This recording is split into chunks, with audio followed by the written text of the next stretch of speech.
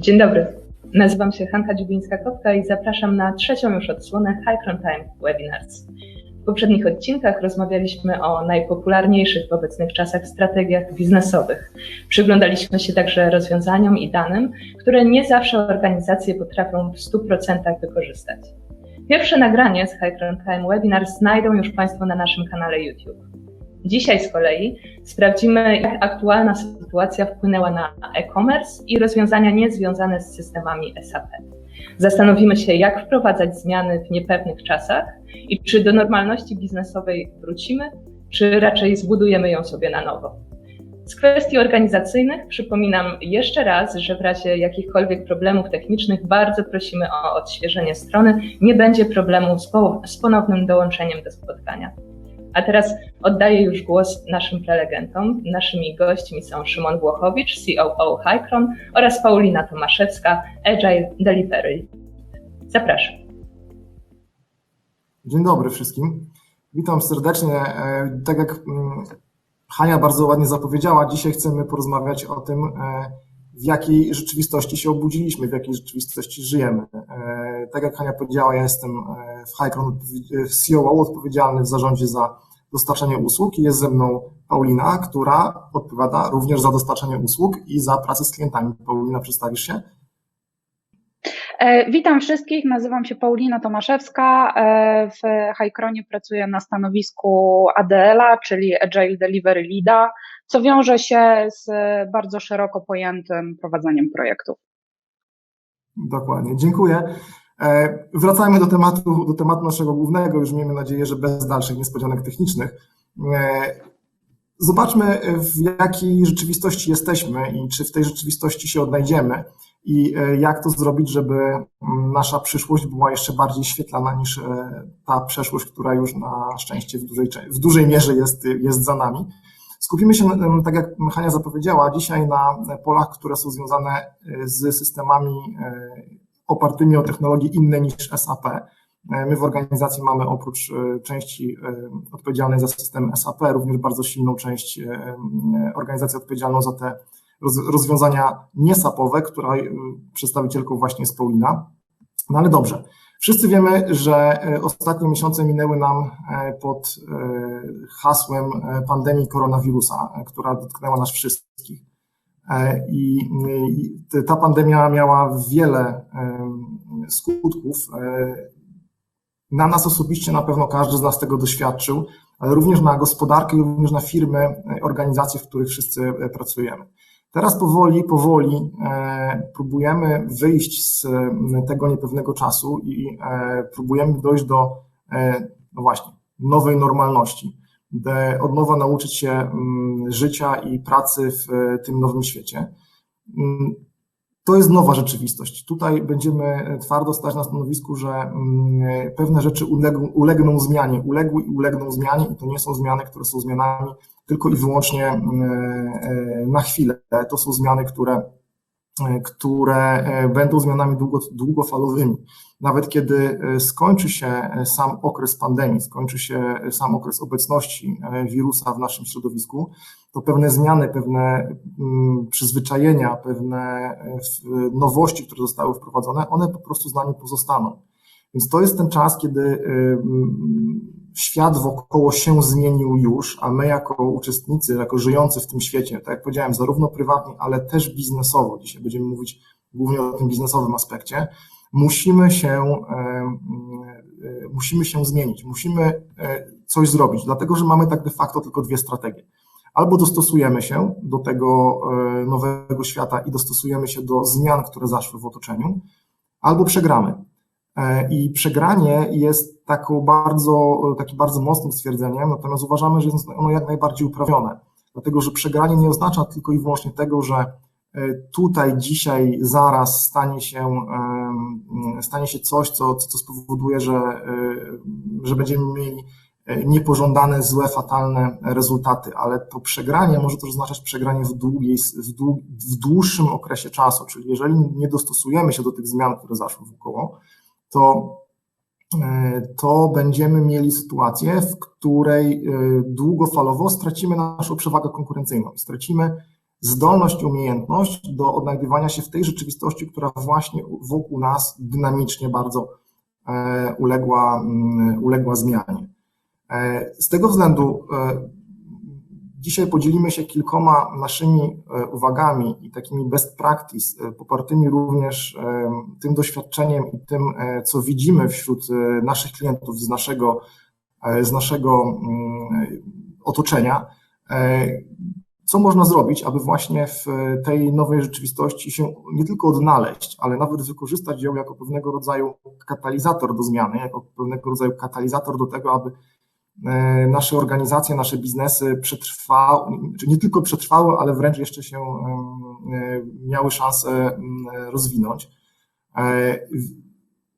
I tutaj zarówno Paulina, jak i ja mamy kilka właśnie takich aspektów, na które chcielibyśmy zwrócić uwagę i które chcielibyśmy szerzej omówić, po to, żeby pokazać, w jakie wymiary ma to takie proste słowo dostosować się. Z tego względu, że bardzo prosto jest się powiedzieć, dobrze, to dostosuj się do nowej rzeczywistości, ale co to tak naprawdę znaczy? Co to tak naprawdę znaczy dla firm, które są nowoczesnymi firmami wykorzystującymi systemy IT, wykorzystującymi pewne modele biznesowe, które być może są już nieaktualne, być może są aktualne, być może trzeba je trochę zmodyfikować. No właśnie, co pomoże nam się dostosować, co możemy zmienić, czy w jakich aspektach powinniśmy tej zmiany dokonać. Pierwsza sprawa, zobaczmy, jakie są aktualnie trendy na rynku i jakie trendy są tymi trendami, które aktualnie wschodzą. Tak, tutaj dokładnie tak jak Szymon wspomniał, wszyscy obserwujemy na chwilę obecną zmiany w otaczającym nas świecie i dwa określone przez nas stwierdzenia, czyli dostosuj się lub przegraj. To, co mieliśmy na myśli i to, co jakby tutaj chcielibyśmy rozwinąć tą myśl, coraz więcej, można powiedzieć, aspektów naszego życia przechodzi w tryb online i w tryb bezkontaktowy. Nawet klienci, którzy są bardzo konserwatywni, którym jeszcze do niedawna wydawało się, czy żyli w głębokim przeświadczeniu, że bardzo wielu rzeczy nie będą załatwiali w trybie online bądź w aplikacjach, tylko osobiście. W tej chwili punkt widzenia się zmienił, czy zostali troszeczkę bardziej do tego zmuszeni, czy zmotywowani, to bardzo mocno zależy, na pewno od konkretnych przykładów. Natomiast to, co możemy w tej chwili zaobserwować na rynku, to jest to, że firmy, które mają szansę na chwilę obecną, dzięki zrealizowaniu szybkich jakichś swoich pomysłów, w zasadzie inaczej, zrealizowaniu swoich pomysłów szybko, może to jest lepsze ujęcie tej sytuacji, mają szansę być dużo bardziej konkurencyjne. Skorzystanie z czegoś, co my nazwiemy i rozwiniemy tutaj tą myśl przyszłościowych modeli biznesowych, sprawia, że firma nie tylko będzie miała szansę na tym rynku obecnym przetrwać, ale również zdobyć nowych klientów i zrobić się dużo bardziej konkurencyjna. I te zmiany tutaj będą dotyczyły naszym zdaniem w bardzo dużym stopniu właśnie IT, które będzie stwarzało te nowe możliwości. Tutaj te zmiany, które mają nastąpić, mogą i będą dotyczyć w zasadzie każdego rodzaju firm, czy to będą firmy małe, czy to będą firmy bardzo duże. Z naszego doświadczenia i punktu widzenia możemy tutaj wspomnieć o tym, że jeden z naszych klientów, to jest akurat bardzo duży klient, zdecydował właśnie w chwili obecnej, w sytuacji panującej na świecie, że chciałby pod swoje potrzeby zmienić już dostępne systemy do organizowania spotkań, chociażby takich, jakie mamy w tej chwili dzisiaj. Nie interesowały go rozwiązania, które można kupić już gotowe, tylko dostrzegł szansę na wyprodukowanie dokładniej pod swoje potrzeby właśnie tego typu systemów, z już istniejących rozwiązań oczywiście, i w tym upatruje część swojej przyszłości i szanse. Dlatego patrząc się na sytuację, patrząc się na to, co się dzieje, uważamy, że IT to jest w zasadzie początek tych wielkich zmian, które w tej chwili nas czekają.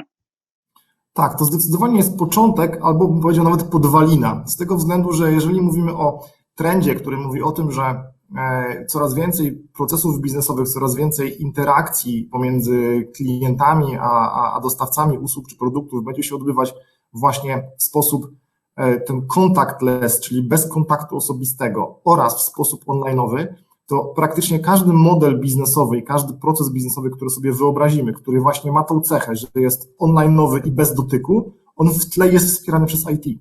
Tam w tle gdzieś są systemy informatyczne. Z tego względu IT na chwilę obecną powinno być postrzegane jako inwestycja, a nie koszt. IT jest tym, co może spowodować, że my jako organizacje, niezależnie od tego, czym się zajmujemy, będziemy w stanie przygotować nowy model biznesowy, przygotować nowy system czy nowy sposób działania i ten sposób działania w sposób szybki i skoordynowany pokazać światu.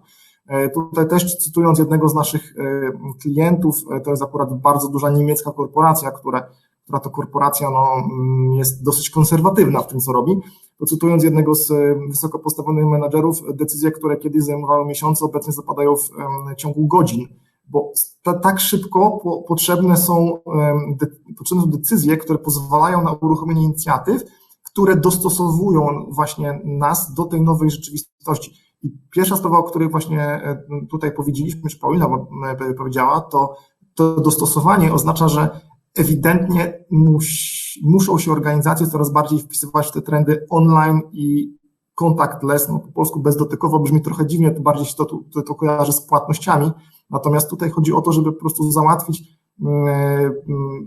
sprawę, która kiedyś wymagała kontaktu między ludźmi bez tego kontaktu. Także to jest trend i tak jak powiedziałem, praktycznie każdy, który potrafimy sobie wyobrazić proces biznesowy tak skonstruowany i każdy nowy proces biznesowy musi się opierać o pewne systemy informatyczne. Więc kolejnym naturalnym pytaniem jest pytanie o tym, dobrze, to jeżeli mamy inwestować w te nasze nowe systemy informatyczne, które pozwolą nam zrobić czy wdrożyć w życie nowe modele i procesy biznesowe, to jak inwestować w te systemy, jak te systemy tworzyć. I tutaj przychodzą nam do pomocy zwinne zarządzanie i szybkie prototypowanie. Dokładnie. Tak jak Szymon wspomniał, z naszego punktu widzenia IT to inwestycja, a nie koszt. Niemniej jednak bardzo wielu osobom wyprodukowanie jakiejś części czy całości oprogramowania z reguły kojarzy się z bardzo długim okresem czasu i dość dużą kwotą pieniędzy, którą trzeba na ten system przeznaczyć. Natomiast tutaj na pomoc przychodzą nam metodyki zwinne. Szybka weryfikacja pomysłów, tak jak już Szymon wspomniał, możliwość podejmowania decyzji w firmach i podejmowanie tych decyzji zajmuje zdecydowanie mniej czasu. Istnieje coś takiego, jak tutaj właśnie mamy napisane MVP, czyli Minimum Viable Product. To jest ograniczenie do absolutnego minimum potrzebnych funkcjonalności w aplikacji i wypuszczenie jej na rynek, co potencjalnie firmie, klientowi daje w ten sposób wypuszczony kawałek oprogramowania. Po pierwsze, daje możliwość szybkiej weryfikacji pomysłu, przekucie go w czyny i wypuszczenie na rynek i sprawdzenie, w jaki sposób klienci zareagują, czy będą zainteresowani, czy rzeczywiście jest to właściwy kierunek, w jakim należy iść, czy może trzeba coś zmienić. To, co jest wielką zaletą, jest to, że w relatywnie krótkim czasie, i tutaj mówimy w zasadzie bardziej o tygodniach niż o miesiącach czy latach, można swój pomysł zrealizować. Adekwatnie oczywiście koszty na to poświęcone też są zdecydowanie mniejsze i pozwala to dzięki temu zweryfikować rynek i sprawdzić, czy pomysł, który firma ma na utrzymanie i zdobycie klientów, jest trafiony. Ponieważ nie oszukujmy się, prowadzenie biznesu też wiąże się z pewnego rodzaju ryzykiem i tutaj czasami można sprawdzić jakby rynek, nie ponosząc relatywnie dużych kosztów. I co jest niezwykle istotne również, o czym tutaj warto wspomnieć, to to, że te zasady dotyczą każdego rodzaju wielkości firmy, czyli czy są to małe czy duże firmy, jak najbardziej mogą oczywiście ze wszystkich tych sposobów skorzystać. Tak, ja tu jeszcze chętnie bym dodał, że dokładnie to, o czym opowiadała Paulina, czyli takie szybkie reakcje, czy tam wsparcie w produkowaniu systemów, które pozwolą na szybkie reagowanie na to, co się dzieje w otoczeniu gospodarczym. To jest dokładnie jeden z elementów naszej strategii High On Time Strategy, którą opracowaliśmy jako firma właśnie w odpowiedzi na aktualną sytuację gospodarczą i to, co się dzieje w otoczeniu biznesu. Natomiast wracając do tego, co też Paulina bardzo słusznie zauważyła, to, że mamy stosować zwinne metody zarządzania i prototypowania, to jest coś, co jest dostępne na dzień dzisiejszy dla praktycznie każdej organizacji. I tutaj już trochę nie ma wytłumaczenia, dlatego że nawet jak patrzymy się na same zwinne metodyki zarządzania projektami, które kiedyś były opracowane dla, nazwijmy to, mniejszych i mniej sformalizowanych zespołów, tak? Czyli tutaj chociażby przywołując czy pierwotnego Scruma, czy jakieś podejścia extreme programmingu, które były dedykowane do mniejszych zespołów, po to, aby one pracowały zwinnie, no to potem to zaczęło się rozwijać i na dzień dzisiejszy mamy metodyki, które są metodykami dużo cięższymi, o tak to nazwijmy, czyli dużo takimi bardziej dostosowanymi do dużych organizacji, natomiast nadal pozwalającymi na pracę w sposób zwinny, no chociażby właśnie Scaled Agile Framework, które też jest stosowane przez przynajmniej kilku naszych klientów, które pozwala na implementację właśnie w sposób taki zwinny, w sposób szybki zmian czy systemów w dużych organizacjach. Więc tutaj już nie ma tak naprawdę wytłumaczenia. Praktycznie na dzień dzisiejszy każda organizacja, niezależnie od swojej wielkości, może i powinna w tej sytuacji być elastyczna i w swoich systemach dokonywać właśnie zmian w sposób elastyczny. Elastyczny oznacza właśnie z jednej strony prowadzić te projekty w sposób zwinny, to o czym powiedziała Paulina, natomiast właśnie bardzo istotne jest to, żeby przy okazji dawać sobie takie bezpieczeństwo zrozumiane jako minimalizowanie potencjalnej straty. Jeżeli coś się nie uda, to mamy możliwość wycofania się z tego, co robimy, ewentualnie zmiany tego, co robimy w bardzo taki płynny i relatywnie mało kosztowny sposób. Też w naszej historii wielu przykładów pracy z klientami mamy jeden przykład, gdzie klient zastosował właśnie takie podejście w sposób idealny, co polegało na tym, że od momentu, kiedy zaczął się projekt, kiedy nasi pracownicy, osoby z naszej firmy zaczęły pracować z klientem, do momentu, kiedy pierwsi użytkownicy klienta zaczęli używać systemu, minęło 3 miesiące, gdzie oni używali już właśnie systemów tego tak zwanego minimum viable product, czyli czegoś, co już było dla nich sensowne. Znaczy oni już mogli realizować proces biznesowy właśnie na tym systemie w podstawowej oczywiście zakresie. Natomiast realizowali go i bardzo szybko przekonał się klient, no a my razem z klientem, że to, co zrobiliśmy, faktycznie przynosiło tym ludziom wartość. A następnie weszliśmy w taki cykl, w którym najpierw 2 tygodnie, a potem co miesiąc produkowaliśmy nową wersję systemu, która była jeszcze bardziej dostosowana do potrzeb tych ludzi, którzy faktycznie z tego korzystali. Czyli my przez to zapewnialiśmy sobie, że, a przede wszystkim to klient zapewniał sobie od strony biznesowej, a my od strony informatycznej, że to, co produkujemy, ma bardzo głęboki sens i że jest to używane. Nie używane dlatego, że ktoś kazał, tylko dlatego, że były to faktycznie realne funkcjonalności potrzebne dla tych osób. Takie podejście zapewnia, że jeżeli coś by miało nie wyjść, to nie wyszłoby stosunkowo wcześnie w tym projekcie. Tutaj w tym konkretnym przypadku klient zastosował jeszcze jedną dosyć ciekawą strategię. Mianowicie klient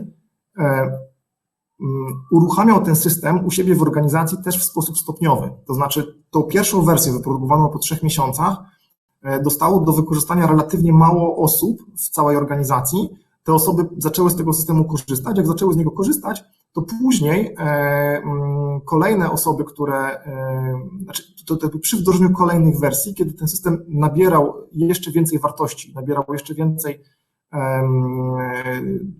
funkcjonalności, to razem z rozwojem tego systemu od strony funkcjonalnej jednocześnie włączano coraz więcej użytkowników.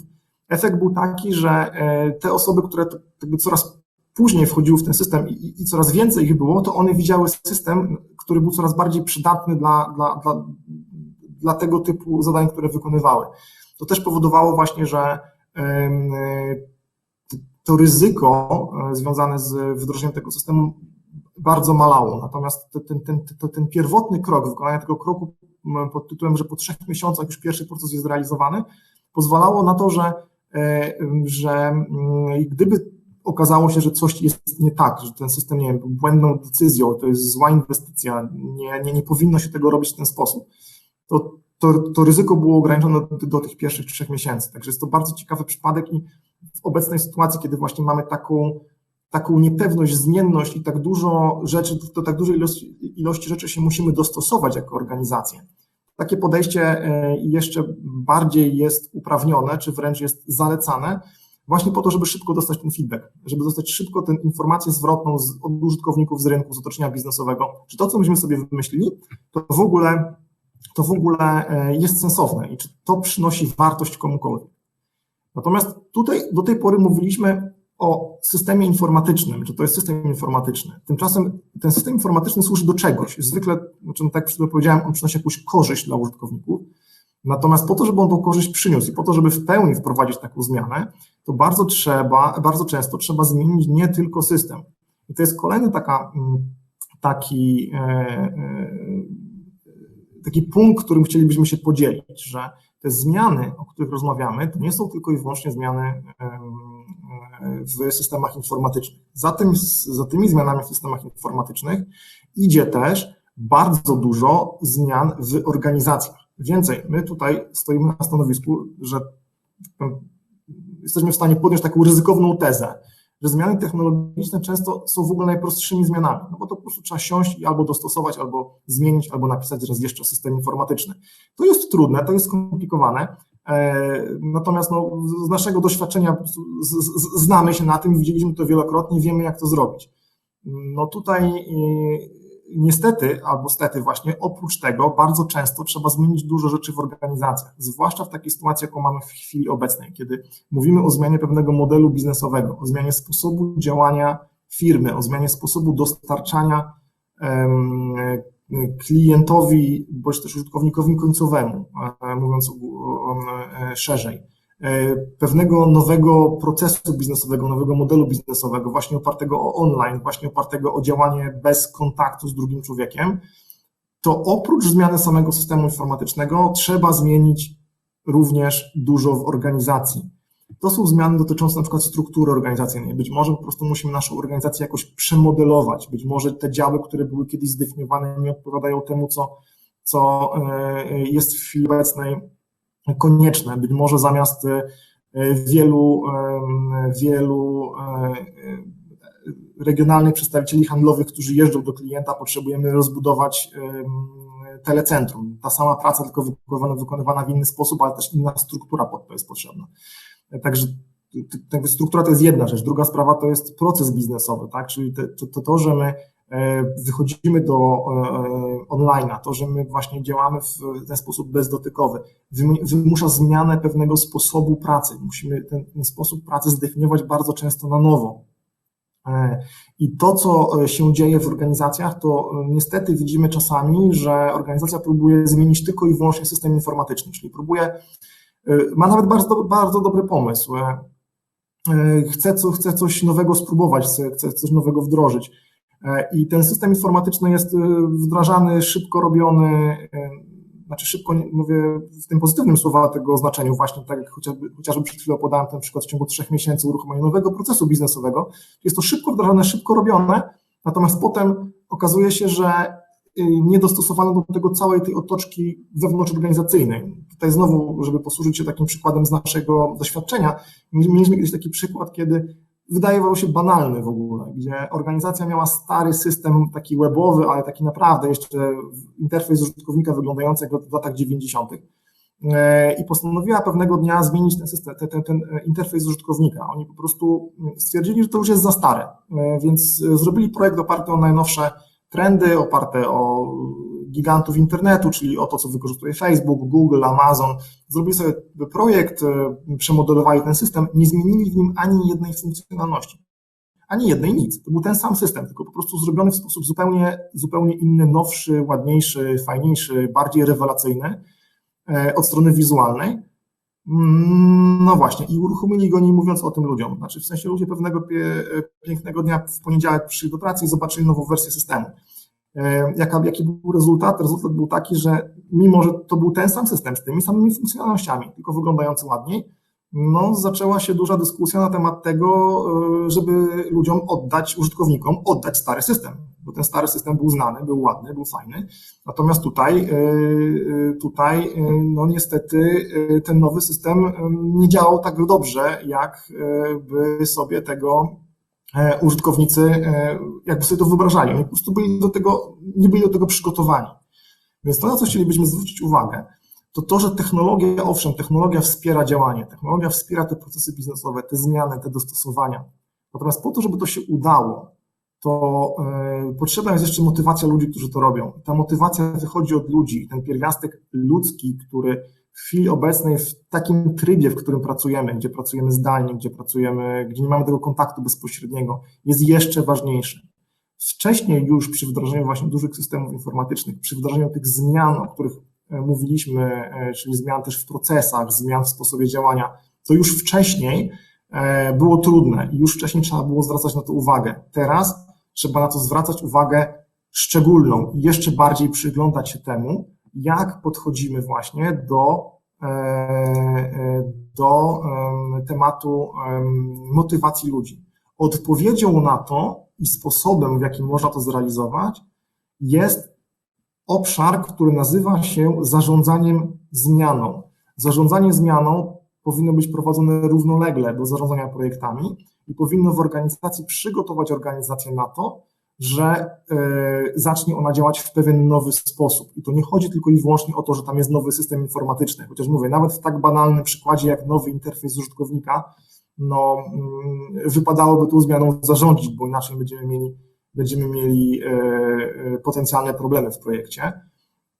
W przypadku szerszych zmian dotykających procesu, sposobu działania, no tym bardziej musimy po prostu dbać o to, aby ludzie doskonale wiedzieli, co się będzie działo i to przez to określenie ludzie w tym momencie mówię bardzo szeroko, bo nie tylko nasi wewnętrzni pracownicy, ale też na przykład nasi klienci. Nasi klienci też powinni wiedzieć o tym, co my zamierzamy, jak my zamierzamy na tą sytuację, którą mamy w chwili obecnej zareagować, jakie działania podejmiemy, co się zmieni. I tutaj, wbrew pozorom, mamy bardzo dobrą i pozytywną wiadomość. Tak, dokładnie tak jak Szymon powiedział. W chwili obecnej firmy wiemy, że rzeczywistość się zmienia w związku z powyższym i nastawienie klientów się zmienia. Ta pozytywna wiadomość jest taka, że klienci niekoniecznie i nie zawsze na te zmiany reagują negatywnie, czy są do nich nastawieni negatywnie. Natomiast jest spora grupa osób, która zdecydowanie bardzo pozytywnie zapatruje się na przyszłość i na potencjalnie wprowadzane zmiany. I to, co jest bardzo ważne i o czym już wspominaliśmy i co również zwinne prowadzenie projektów i metodyki nam pokazują, jest to, że jeżeli wsłuchujemy się w głos klientów, w to, co oni chcą nam powiedzieć, jaka jest informacja zwrotna na zmiany, które chcemy wprowadzić, jesteśmy w stanie wyjść z takiej sytuacji w bardzo korzystnej, na bardzo korzystnej pozycji, ponieważ jeżeli jesteśmy przygotowani, jeżeli szykujemy się do wprowadzania nowego systemu informatycznego i dobrze zarządzimy tym wszystkim, czyli wykorzystamy dostępne nam narzędzia, jak marketing, jak kontakt z klientem, jak chociażby nawet zwykły autoresponder na maila, którego dostajemy od klienta.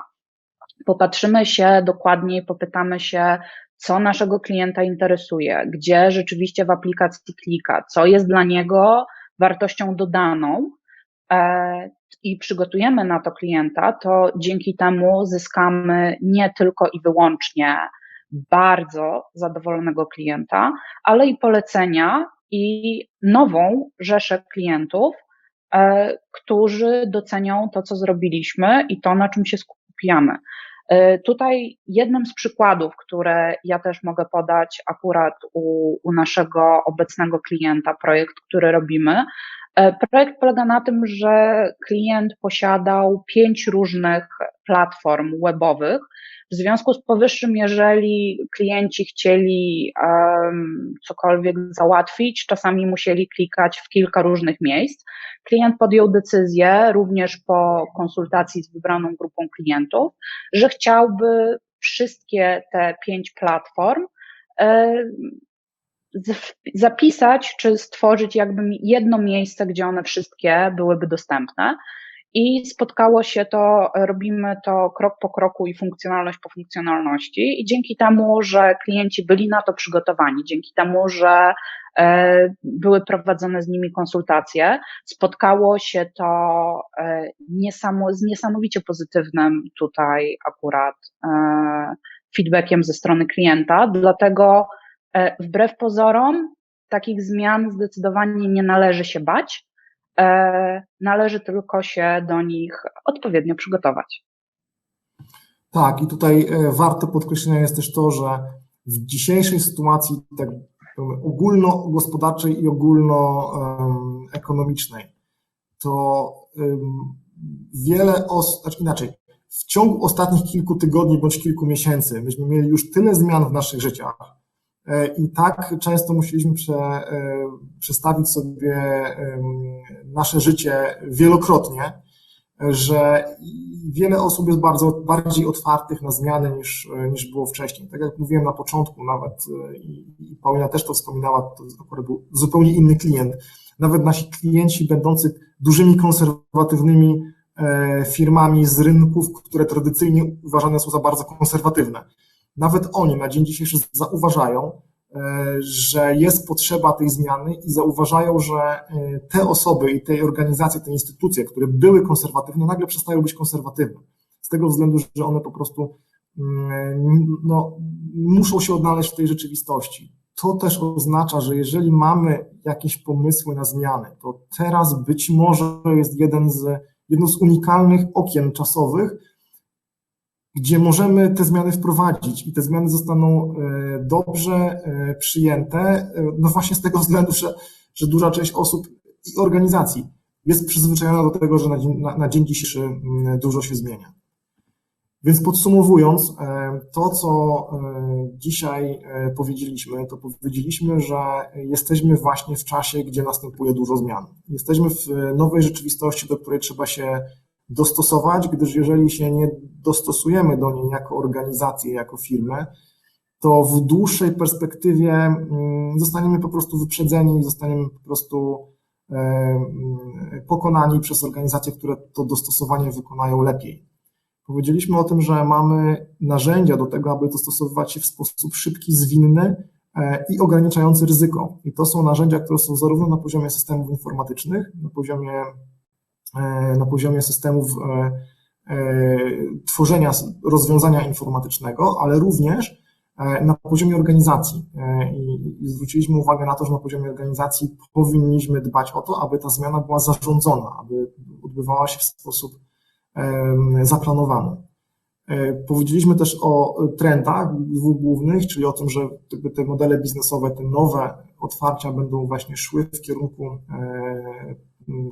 systemów czy rozwiązań, które są online'owe i które są realizowane bez kontaktu między ludźmi. I na koniec zakończamy, dla mnie to jest mimo wszystko najbardziej pozytywny aspekt, tym, że nie zapominając o klientach, nie zapominając o użytkownikach, mamy szansę na to, żeby teraz dokonać zmian, gdyż jest otwartość na te zmiany w szeroko pojętym społeczeństwie i szeroko pojętej gospodarce. Także mamy wszyscy jako uczestnicy tej gospodarki na dzień dzisiejszy duże szanse i powinniśmy z nich skorzystać. Dokładnie tak. Wydaje mi się, że tutaj możemy powiedzieć kiedy, jak nie teraz. Tak, dziękujemy bardzo. Dziękujemy bardzo. Na naszym czacie pojawiły się już 2 pytania od uczestników naszych webinarów i pierwsze z nich, czym różni się zwinne wdrażanie zmian w małej i dużej organizacji? Bo mówiliśmy o tym, że zarówno ci mali, jak i duzi gracze powinni być bardziej elastyczni, więc jakie tutaj będą różnice między nimi przy wprowadzaniu zwinnym zmian, które pomogą w nowej rzeczywistości? To jest bardzo dobre pytanie i to jest bardzo ciekawy aspekt. Na pewno małe organizacje ogólnie, generalnie są bardziej elastyczne. Organizacja jak rośnie, w sposób naturalny zaczyna się opierać o pewien standardowy sposób wykonywania działań, o pewne procesy, procedury. Jak ona rośnie, ona staje się bardziej konserwatywna i ta inercja wewnątrzorganizacyjna jest większa. I teraz są jakby 2 aspekty. Pierwszy aspekt jest taki, o którym już mówiłem wcześniej, że na dzień dzisiejszy tak naprawdę pojawiły się, bo one są dostępne na rynku, metodyki zwinnego działania, które są dostosowane również do wdrażania w dużych organizacjach. Więc te metodyki starają się połączyć ogień z wodą, czyli w dużej organizacji, która ma wiele części i wiele ładne angielskie słowo stakeholderów, to po polsku są interesariuszy, tak, do praktycznie każdej zmiany, która musi być wykonana. Jakby to połączenie tych wielu interesariuszy, tych wielu punktów widzenia i wielu potrzeb z możliwością prawnego wprowadzenia zmian, to właśnie między innymi metodyka SAFe, czyli Scaled Agile Framework, pozwala na takie podejście metodyczne. To jest jakby jeden aspekt i jeden sposób podejścia do problemów wprowadzania zmian zwinnych w dużej organizacji, czyli zastosowanie odpowiedniego narzędzia. Natomiast drugim podejściem, które jest równie ciekawe i też jest przez wiele osób zajmujących się od strony teoretycznej organizacjami propagowane, to jest podejście, które polega na tym, że jeżeli mamy bardzo dużą organizację i chcemy wytworzyć jakąś zmianę, w tym w szczególności taką zmianę związaną ze nowym sposobem realizacji czegoś, właśnie na przykład wdrożenie nowego modelu biznesowego, to podchodzimy do tego w ten sposób, że w tej dużej organizacji wydzielamy jakiś kawałek, jakąś komórkę, która jest odpowiednio mała, odpowiednio zwinna i dajemy jej wystarczająco dużą niezależność. I tak działa też bardzo dużo firm. To jest metoda, która jest stosowana bardzo często u tych dużych internetowych graczy. To jest może bez konkretnych nazw, ale ten Big Four, ta duża czwórka, jeżeli chodzi o internetowych graczy, ma bardzo często taką strategię, że sobie wewnętrznie robią jakiś mały zespół, który to zespół dostaje bardzo skonkretyzowane zadanie, pracuje nad tym zadaniem z wykorzystaniem wszystkich narzędzi, metod dostępnych małym organizacjom, będąc cały czas częścią tylko odpowiednio autonomiczną tej organizacji dużej. Więc to z mojej perspektywy to ja powiedział, że takie są dwie strategie do podejścia właśnie w dużych organizacjach. Albo stosujemy odpowiednią metodykę, wtedy wdrażamy ją w całej organizacji i dla całej organizacji właśnie postępujemy zgodnie z tą metodyką, albo wydzielamy sobie jakiś autonomiczny, ale nadal będący częścią tej dużej organizacji zespół, który wtedy pracuje zgodnie z metodykami dostępnymi dla tych mniejszych zespołów czy mniejszych organizacji. Drugie pytanie dotyczy metod MVP, o których już wspominaliśmy wcześniej. Pan Rafał pyta, jaki jest czas wdrożeń rozwiązań w strategii MVP? To ja może odpowiem na to pytanie. Oczywiście nie chciałabym, od razu na wstępie powiem, że zdecydowanie czas takiego wdrożenia będzie się różnił. Nie jesteśmy w stanie uogólnić i podać jednej cyfry dla każdego pomysłu i dla każdego przedsiębiorstwa.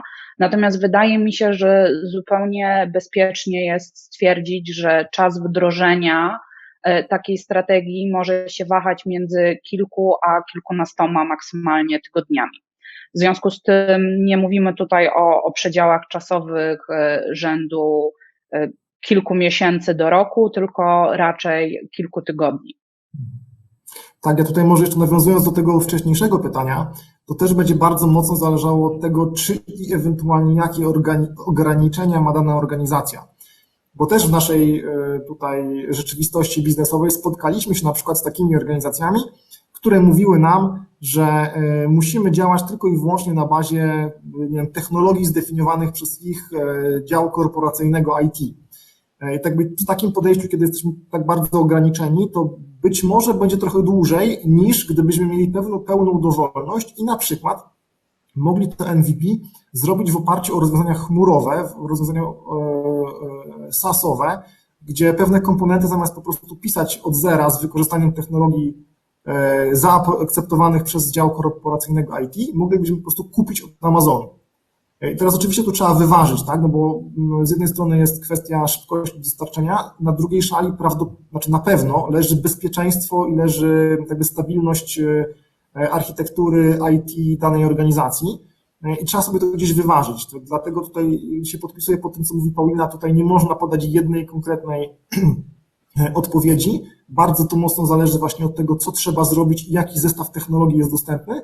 Natomiast nie powinniśmy właśnie rozmawiać o czymś dłuższym niż te 3-4 miesiące. No to już absolutnie najdłużej, co takie MVP powinno zająć w takich standardowych przypadkach, tak? No bo jakieś tam przypadki mocno niestandardowe zawsze się zdarzą, natomiast w takich standardowych przypadkach to absolutny maksimum jest takie, jak powiedziałem. Na czacie nie pojawiło się więcej pytań, dlatego już w imieniu swoim oraz prowadzących bardzo dziękuję za dzisiejsze spotkanie. Jeżeli jeszcze Państwu jakieś pytania przychodzą do głowy, bardzo prosimy, żeby zadać je mailowo pod adres i wysłać na adres webinars@hycron.com. A ja, korzystając z okazji, zapraszam na nasze kolejne spotkanie. Tym razem w całości będzie poświęcone one rozwiązaniu FSM, o nowoczesnym serwisie, jego wpływie na jakość i serwisowym efekcie wow opowiedzą Mariusz Lach, senior SAP consultant, i Basia Zielińska, marketing manager Hycron. Kolejny wtorek, jak zwykle o godzinie 13:00. Bardzo dziękuję za dzisiejsze spotkanie i zapraszam na kolejne. Dziękuję bardzo. Dziękujemy bardzo.